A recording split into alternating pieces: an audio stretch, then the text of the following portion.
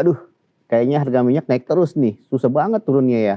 Kemarin terakhir sempat di 110 US dollar. Oke. Tapi kira-kira akan turun atau mungkin akan bertahan lama ya? Gimana dengan kondisi fiskal kita? Apakah akan mampu bertahan sejauh ini? Gimana ya kira-kira? Pras, gimana Pras? Ya soalnya kita tahu kenapa harga minyak juga mengalami kenaikan kan karena perang ya di Timur Tengah, Iran, Amerika dan Israel. Kemudian Selat Hormuz yang memang menjadi jantung dari distribusi minyak mentah global pun juga terhambat begitu saat ini. Nah kalau kita bicara mengenai fluktuasi harga minyak, memang ada yang sempat ngomong gitu, ataupun dari Iran sendiri potensi bisa ke 200 misalnya dolar Amerika. Tapi dalam perjalanannya, tapi ya kita tahu Trump mencoba meredam suasana, kemudian beberapa negara pun juga mencoba ikut andil, tapi kita lihat 100 dolar Amerika Serikat per barrel nampaknya akan menjadi level yang cukup krusial nih buat harga minyak mentah dunia ini. Nah, ketahanan APBN kita akan sejauh apa kira-kira? Terus apakah Bank Indonesia juga keputusannya akan menaikkan atau mungkin mempertahankan? Karena kan ini kondisi fiskal sedang dalam kondisi bahaya juga kalau kita lihat kan. Nah, kita tanya lebih jauh yuk dengan narsum kita. Oke, sudah hadir nih Pak Aryan Kirianto, ekonomisino dari LPM. Ini menarik nih, bicara mengenai lembaga pengembangan perbankan Indonesia dalam menyikapi kondisi saat ini. Pak Aryan, kita ingin minta sedikit ya advice begitu Pak Aryan. Tapi sebelumnya selamat datang di studio kami ya Pak Aryan ya. Terima kasih Mas Pramono. Iya. Gimana Pak Aryan menurut Anda? Jadi tadi udah diprolog mengenai situasi global saat ini. Sebenarnya root cause-nya itu kan karena ada agresi militer Israel yang disponsori oleh Amerika. Gitu kan. Tepatnya kan 28 Februari yang lalu. Dan negara kecil ini tapi memang punya taring namanya Iran. Dia tidak bersikap pasif. Dia melakukan tindakan balasan. Itu kalau dalam terminologi hubungan internasional itu namanya retaliasi. Ya, karena diganggu membalas.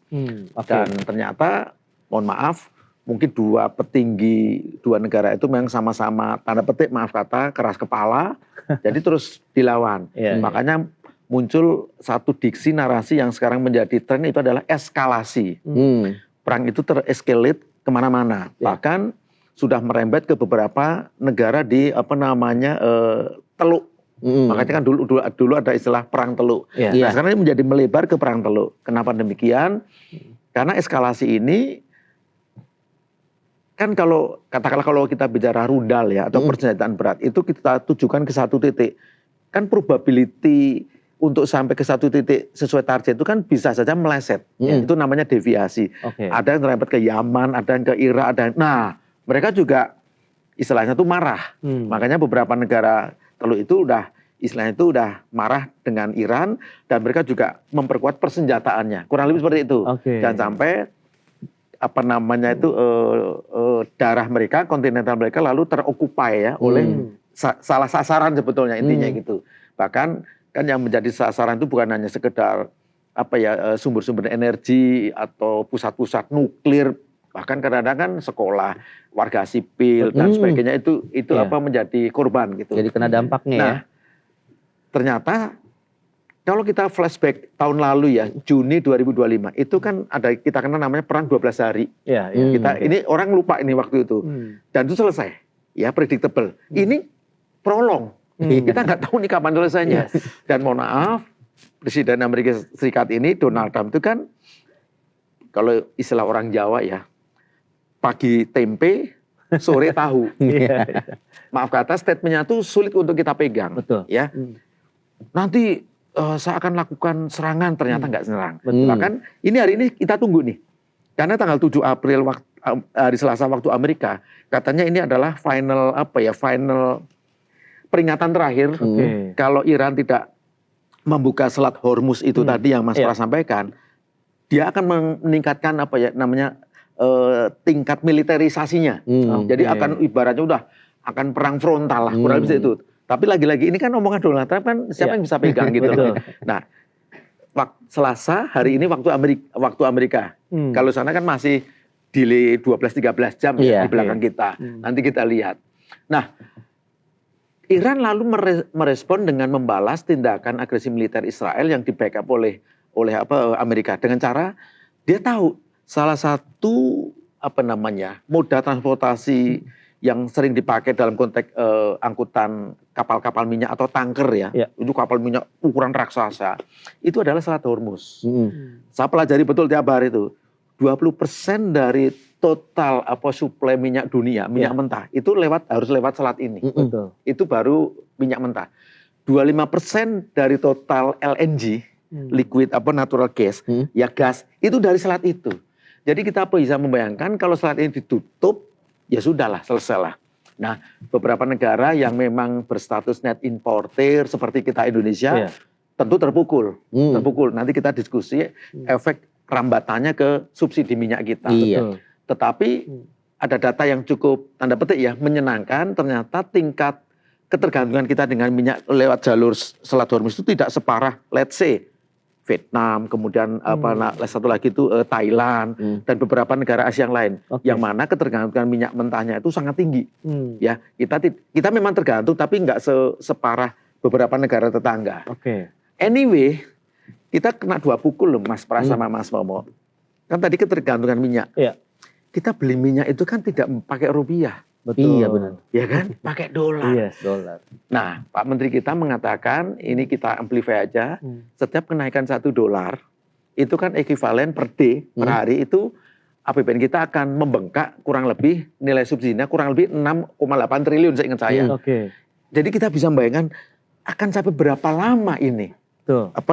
Efek ini akan harus kita pikul. Ya.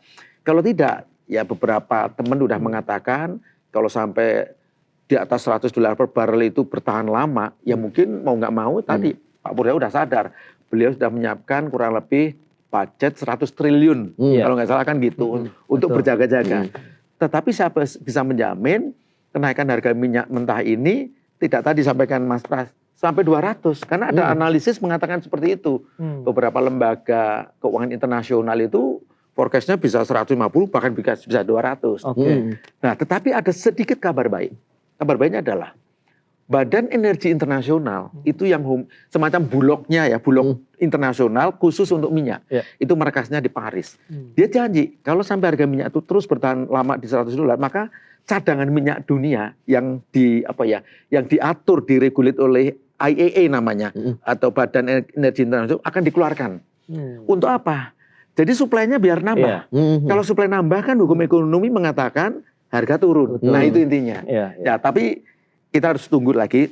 Kabar baik kedua, tadi malam saya cek, 12 negara anggota OPEC juga sepakat akan mulai menjaga level produksinya itu agar untuk membentuk harga yang betul-betul harga yang tanda petik ya, harga dunia. Kan harga dunia itu range-nya kan $70 sampai $80. Itu intinya. Tapi kalau bicara tadi kan kalau misalnya udah sampai 150, 200 walaupun ditambahkan dengan subsidi ya tadi ditambahkan oleh Pak Purbaya.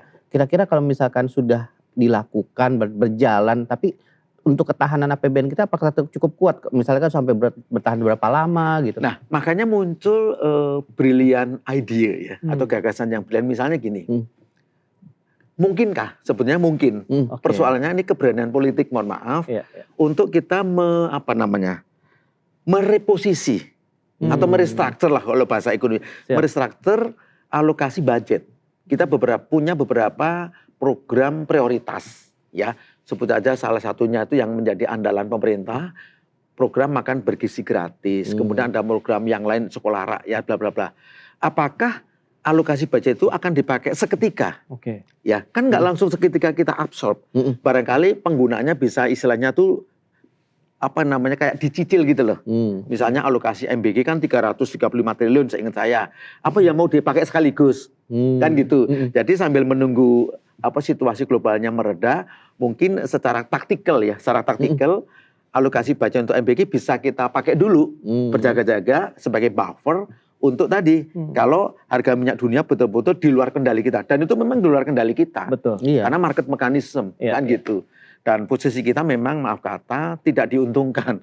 Sejak 2013 yang lampau, posisi kita kan bukan lagi menjadi net exporter, tapi net importer. Nah, makanya kalau kita lihat sebentar, belok kiri sebentar mengenai neraca dagang kita. Kalau kita bicara neraca dagang aja, itu yang menggeruskan dari migas. Karena absolutely kita itu importer. Tapi bersyukur ekspor dari non migasnya tinggi, terutama dari manufaktur. Nah itulah yang bisa mengimbangi tadi defisit dari migasnya gitu. Oke.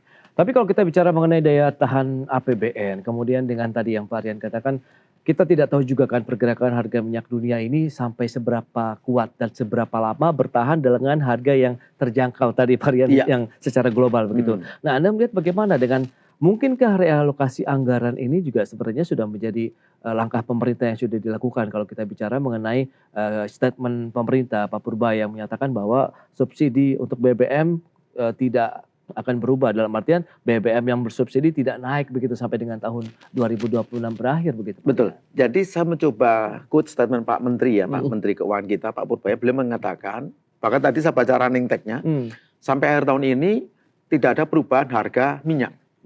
Ya memang pertauran, mohon maaf saya harus mengatakan, ini pertaurannya nggak mudah. Kita bicara ini pertauran politik. Ya, kenaikan berapa rupiah pun per liter ya atau per barel lah, itu nanti singgungannya adalah tekanan ekonomi kepada masyarakat menengah ke bawah itu akan besar sekali. Dan kita mengenal persis struktur atau piramida dari demografi kita, yang 10% itu maaf kata itu the rich people, sementara yang bawahnya itu middle low itu kan banyak banget. Nah, dan ini sangat, mohon maaf, sangat peka terhadap political and social pressure. Nah itu yang coba oleh pemerintah dijagain. Jangan sampai efek dari kenaikan harga BBM itu lalu secara sosial politik itu tidak kondusif, berisiko tinggi. Nanti akan kejadian lagi, mohon maaf, Agustus tahun lalu, kan, sampai akhirnya terjadi social riot gitu. Nah, sementara kita kan butuh stabilitas gitu. Nah, oleh karena itu, satu nanti pemerintah melalui Pak Menteri Keuangan kita harus mungkin mengotak-atik kembali, ya, struktur atau komposisi daripada budgeting kita. Budgeting kita adalah APBN kita. Yang kedua, kan kemarin pemerintah melalui Pak Menteri Perekonomian ya, Menko Perekonomian Pak Airlangga Hartarto sudah merilis 8 strategi 8 tindakan reformasi atau apa gitu. Yang istilahnya misalnya untuk ASN atau private sector didorong untuk 1 hari dalam 1 minggu working from home, kan ada itu. Kemudian pembatasan konsumsi untuk minyak per day-nya, per harinya dibatasi hanya sekian liter. Kemudian ada perilaku lain yang intinya adalah itulah taktik cara kita untuk kita hemat energi. Kurang lebih seperti itu intinya. Memang yang kita lakukan itu tidak se ekstrim katakanlah Filipina. Di Filipina itu sampai kemarin ngobrol sama beberapa kawan, ya mereka itu pekerjaannya itu sampai dari rumah ke tempat kerjanya itu jalan kaki. Iya, sampai segitunya kan.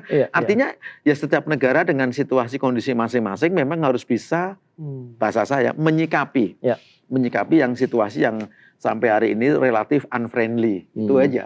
Cuman gini, poinnya adalah semua harus dikomunikasikan dengan baik kepada publik. Karena kalau tidak dikomunikasikan dengan baik, nanti tiap individu publik itu punya view-nya masing-masing, punya persepsi masing-masing. Ya ini bisa maaf kata bagi masyarakat lapis bawah yang tingkat literasi ekonomi keuangannya terbatas, dia bisa ngambil tindakan yang tidak perlu. Contohnya gini, mengenai waktu berapa cadangan minyak kita, kan disampaikan 20 sampai 21 hari kalau nggak salah itu.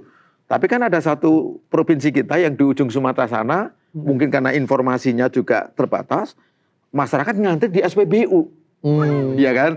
Ini komunikasi lagi-lagi. Ya, untuk segera pemerintah melalui Pak Menteri ESDM waktu itu lalu clearance bahwa kita punya cadangan kurang lebih sampai 21 hari dan sebagainya. Meskipun secara international best practice itu belum cukup. Nah makanya untuk itu cukup ya tadi perilaku kita sementara waktu ya berubah dulu lah. Itu intinya. Efisiensi lah ya. Efisiensi lah. Nah kalau pemerintah kan tadi kan udah disebutkan sama Pak Rian ya, ada beberapa strategi, salah satunya nahan harga, terus udah akhirnya diterapkan dengan WFH. Betul. Tapi kira-kira exit strategi itu sudah tepat nggak sih ya untuk mengefisiensikan konsumsi energi kita di tanah air? Kalau kita bicara tepat tidak tepat, memang terlalu pendek waktunya. Ya kita harus lihat, mungkin kalau saya boleh berasumsi 1 bulan deh. Berasa nggak 8 program aksi reformasi dalam kerangka efisiensi nasional itu memberikan efek yang yang meaningful atau yang significant. Kalau tidak ya mungkin harus pakai jurus lain. Berarti evaluasi terus. Evaluasi terus. Ya, kan kelemahan kita itu monitoring sama evaluasi. Ya kan? Ketika eksekusi. Tapi bagaimana monitoring di lapangan, bagaimana tindakan evaluasi atau koreksi ya. Kalau ternyata salah satu atau salah dua dari dalam program itu ternyata tidak bekerja dengan optimal. Karena harus ada keberanian untuk mengerevisi dan mengoreksi. Gitu. Tapi penting kembali Mas Omo, dikomunikasikan. Iya, itu kelemahan kita komunikasi. Mohon maaf. Betul. Nah, kalau bicara mengenai daya tahan, kemudian tingkat konsumsi dan lain-lain. Tapi 2026 ini kan tantangan tidak hanya dari domestik global. Kemudian selain subsidi BBM yang mencoba untuk ditahan oleh pemerintah begitu. Kemudian kan ada kebijakan lain Pak yang sudah dikeluarkan oleh pemerintah untuk menjaga tingkat konsumsi, menjaga demand masyarakat begitu untuk bisa melakukan aktivitas belanja. Nah ini akankah akan lebih banyak menggerus lagi kemampuan APBN kita atau sebenarnya kita memang masih banyak cadangan ataupun pos-pos lain yang bisa direalokasikan begitu Pak Rian? Sebetulnya kalau soal ketersediaan budget, menurut saya itu lebih dari cukup. The problem is bagaimana akurasi. Nah ini, akurasi ketepatan dalam mengabsorb budget itu. Saya masih ingat angka Perlinsos. Kita pernah diskusi matras. Budget Perlinsos, pelindungan sosial, itu kurang lebih kan 650 triliun. Itu nomor 2 setelah alokasi budget untuk sektor pendidikan yang 20% dari total belanja negara kita, kan gitu. Nomor 2 itu yang Perlinsos, itu kan banyak banget komponennya. Lah kalau itu bisa betul-betul dipertajam, fokus kepada target-target sasaran, tidak ada maaf kata distorsi ya, itu keren banget bos. Efeknya bagus. Ini untuk ini namanya social aid, bantuan sosial. Itu untuk menahan tadi agar masyarakat lapis bawah itu bahasa sosiologisnya itu punya pengharapan. Gini Mas Momo, orang itu kalau punya pengharapan, dia itu menjadi bergairah. Dia menjadi termotivasi untuk bekerja. Itu intinya. Makanya ada alokasi untuk bantuan sosial langsung. Dulu namanya BLT ya. BLT. Bantuan langsung tunai. Mungkin sekarang dengan model-model seperti itu juga punya arti lah bagi masyarakat lapis bawah. Yang kedua, sektor kesehatan misalnya. Kita kan punya BPJS kesehatan. Itu kalau betul-betul di-manage dengan baik dan profesional, governance-nya bagus, itu sebetulnya meringankan juga beban masyarakat lapis bawah. Itu kan dari APBN. Dari APBN itu dari mana sih asal mulanya? Kan dari pembayaran wajib pajak termasuk kita ini yang dikolek oleh pemerintah, totalnya mungkin berapa ribu triliun. Nah, itu untuk puskesmas, rumah sakit, untuk sekolah, untuk pesantren dan sebagainya. Itu dari Perlinsos ya Pak ya.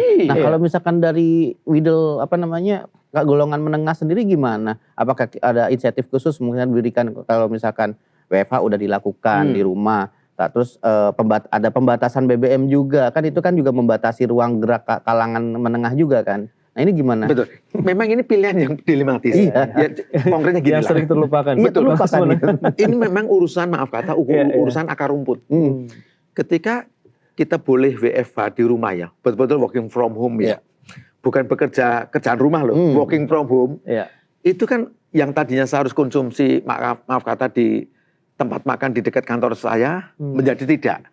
Artinya UMKM yang bergerak di Akmamin, akomodasi makan minum, pasti dalam 1 hari seminggu itu berkurang omsetnya. Revenue-nya berkurang. Pasti. Kemudian saudara-saudara kita, kerabat kita yang berprofesi moda transportasi, entah Grab, entah ojek online kan jadi berkurang, karena konsumennya stay at home. Betul. Nah itu, itu kan di akar rumput gitu.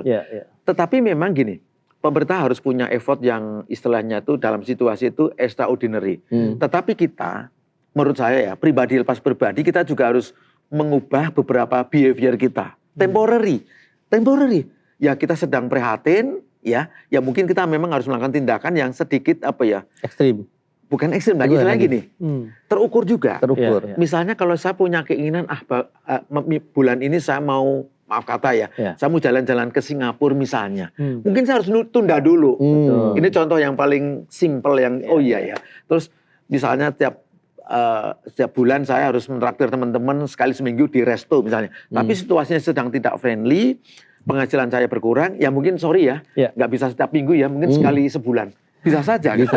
Varian. Tapi jadi, maafkan Mas, ada tersier need yang harus kita korbankan. Iya. Kebutuhan tersier ya. Benar. Tapi kalau untuk yang kebutuhan pokok, ya sandang, pangan, papan, kemudian kebutuhan pendidikan, yang secondary need, ya kita nggak boleh suffer lah gitu loh. Itu yang tersiernya itu dulu. Nahan diri lah. Nanti sambil, ini kan ibaratnya gini, Mas Pras, Mas Mawon. Kalau kita tuh tubuh ya, mungkin 2, 3 atau mungkin bahkan mungkin sampai akhir tahun barangkali kita tuh melakukan program diet atau detoksifikasi ya. Sementara waktu ya oke lah, kenyamanan itu kita korbankan dulu. Betul. Agar body kita, tubuh kita makin fit, makin sehat, makin bugar. Itu aja. Ya, di satu sisi memang udah dilakukan oke lah penghematan seperti yang Pak Rian sampaikan, efisiensi lah aktivitas masyarakat gitu kan. Di satu sisi lain pemerintah kan berharap konsumsi ataupun belanja masyarakat tetap ada nih Pak Rian. Nah ini gimana supaya bisa mencapai ada satu titik keseimbangan. Kita di satu sisi diminta berhemat, tapi di satu sisi ayo belanja dong, jangan disimpan aja uangnya. Karena kan itu akan menggerakkan aktivitas ekonomi. Memang ini ya tadi di satu sisi memang budget yang ada di kantongnya pemerintah, baik pusat atau daerah itu sebenarnya bukan dihemat nanti ya, dibelanjakan dengan efektif dan efisien atau optimal. Tapi kita sebagai private, sebagai individu juga, kamu tolong yang punya uang, ya jangan kamu pelit-pelit lah, kurang lebih seperti itu intinya. Gitu. Jadi masing-masing tetap bahasa saya itu spending, karena dengan spending inilah yang menopang pertumbuhan PDB atau ekonomi kita. Betul. Kan kita udah tahu lah data dari dulu 54 sampai 56% kontribusi PDB kita tuh datang dari konsumsi rumah tangga, ya kan? Nah, itu harus dijaga, karena kita punya kemewahan, yaitu konsumsi rumah tangga yang menopang PDB kita. Negara lain mungkin nggak punya luxury seperti kita loh. Makanya kalau ini bisa dijaga, minimal lah, growth 5% itu ada di tangan. Nah, sisanya kan tadi yang sering kita diskusi, Mas Bas. Mungkin kita bisa kulik-kulik dari investasi langsung atau istilahnya itu PMTB ya. Pembentukan modal tetap bruto, nanti dari ekspor kurangi impor seperti itu. Nah satu lagi, nah ini government spending. Kan government spending itu sebetulnya selama ini dipakai sebagai tanda petik ya semacam penyangga. Kalau situasi ekonomi sedang tidak sehat seperti sekarang ini, maka dari sisi fiskal harus menjadi salah satu stimulan, ya pendorong untuk orang itu tadi berpengharapan. Pembangunan fisik ya, konstruksi infrastruktur nggak boleh berhenti. Betul. Kalau berhenti gimana kontraktor nggak dapat proyek? Kan itu ada turunannya gitu Mas Momo. Jadi harus dijaga dengan baik. Kemudian program-program andalan ya. Kan kita dulu mengenal namanya PSN tuh. Proyek strategis nasional. Ya mungkin harus terus berlanjut. Jangan sampai berhenti lalu mangkrak. Nah itu potensi nanti bisa jadi urusan hukum itu. Jadi harus tetap dikerjakan. Karena dari situ proyek-proyek itu kan ada yang sifatnya padat karya, tapi sekaligus padat modal. Jadi akan memberikan, kalau bahasa Bappenas itu daya ungkit. Bahasa lain daya ungkit itu sebetulnya multiplier effect. Membuka lapangan kerja, insinyurnya punya pekerjaan, tukang aduk semen, batu bata dan material dapat pekerjaan. Nah itu keren. Orang berpenghasilan, sebagian dari penghasilan itu untuk memenuhi kebutuhan pokoknya, kebutuhan sekundernya, kebutuhan tersiernya kalau masih ada sisa, plus untuk apa? Saving sama investment, kan gitu. Oke, kita belanja ke bagian moneter ini. Kira-kira dengan kondisi fiskal sedang dijaga oleh pemerintah dan kondisi ekonomi juga dunia juga masih belum baik-baik saja. Tapi kalau dari Bank Indonesia sendiri, kira-kira kalau misalnya dengan kondisi saat ini, apakah kemungkinan akan masih tertahan atau mungkin dengan kalau inflasi naik akan dinaikkan lagi suku bunganya? Saya udah mungkin 2-3 bulan terakhir ya, begitu saya lihat arah inflasi sudah di atas threshold 2,5%. Kan titik tengah inflasi itu kan 2,5%. Seperti yang di-guide oleh Bank Indonesia, target inflasi itu kan 2,5% plus minus 1. Nah sekarang udah ada di atas 2,5. Terakhir itu 3,47 kalau nggak salah ya. Year on year. Dan ada beberapa faktor lah yang membuat harga itu naik. Misalnya contoh subsidi listrik dicabut, ya kan. Kemudian harga emas yang kenaikannya extraordinary. Dulu emas nggak masuk basket inflasi, sekarang menjadi basket inflasi. Saya jujur aja agak mengkhawatirkan. Kalau sampai kondisi ini berkelanjutan dan inflasi kita setiap tahunnya kan kita ada inflasi mantuman ya. Tapi QIU-nya tetap bertahan di level di atas 3. Sulit bagi BI sebagai bank sentral ya untuk menurunkan suku bunga atau BI rate-nya. Pilihannya cuma 2. Bertahan atau dinaikkan. Iya, pilihan. Itu bukan suatu yang maaf kata itu ini enggak boleh, bukan. Secara teori moneter salah satu alat kontrol untuk mengendalikan laju inflasi adalah ya tadi melalui jalur suku bunga. Iya. Pilihannya adalah tahan atau dinaikkan. Nah, itu yang terjadi.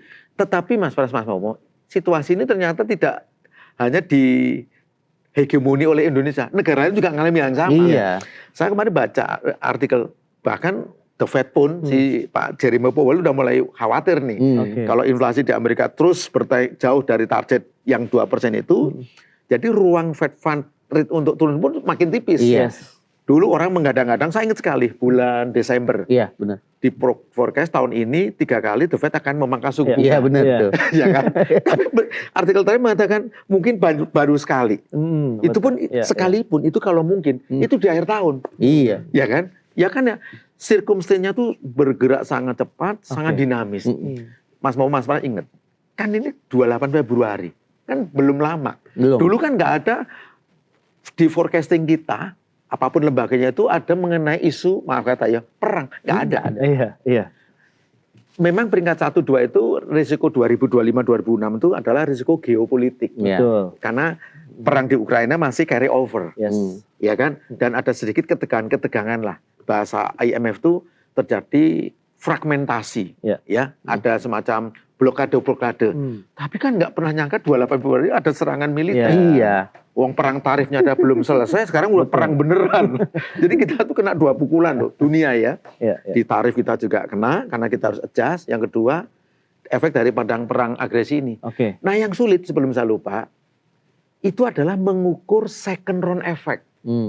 Dampak turunannya itu loh Mas. Itu. Kalau soal maaf kata Pertamina beli minyak udah kelihatan lah. Ya. Hari ini tadi disampaikan harga minyak untuk dikirim bulan Mei sudah 115.